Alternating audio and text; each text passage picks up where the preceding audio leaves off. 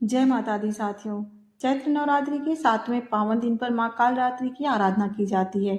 माँ कालरात्रि अपने उग्र स्वरूप में भक्तों के सभी भय, बाधाएं और नकारात्मक शक्तियों का नाश करती हैं। माना जाता है कि सच्चे मन से माँ की पूजा करने पर जीवन के संकट दूर होते हैं और साहस, शक्ति तथा सुरक्षा का आशीर्वाद प्राप्त होता है।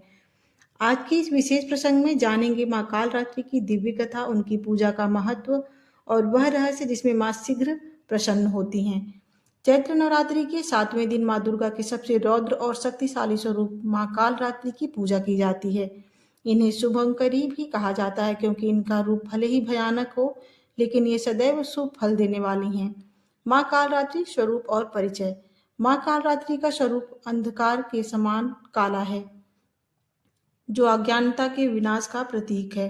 केस, इनके बाल खुले और बिखरे हुए हैं। आभूषण, गले में बिजली की तरह चमकने वाली माला है। इनके 3 नेत्र हैं जो ब्रह्मांड की तरह गोल हैं, जिनमें अग्नि की किरणें निकलती हैं। अस्त्र, इनके एक हाथ में लोहे का कांटा और दूसरे में खड्ग है। शेष 2 हाथ वरद और अभय मुद्रा में है। सवारी, माँ कालरात्रि गधे पर विराजमान रहती हैं। पूजा विधि। 7वें दिन की पूजा विशेष रूप से तंत्र साधना और नकारात्मक शक्तियों के नाश के लिए महत्वपूर्ण मानी जाती है।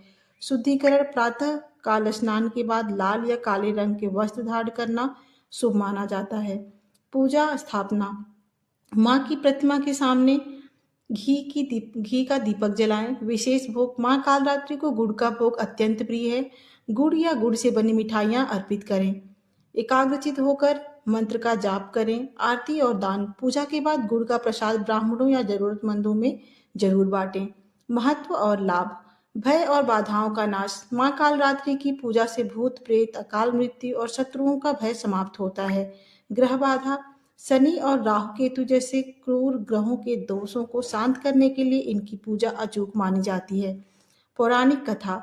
एक समय रक्त बीज नाम का एक भयानक असुर था।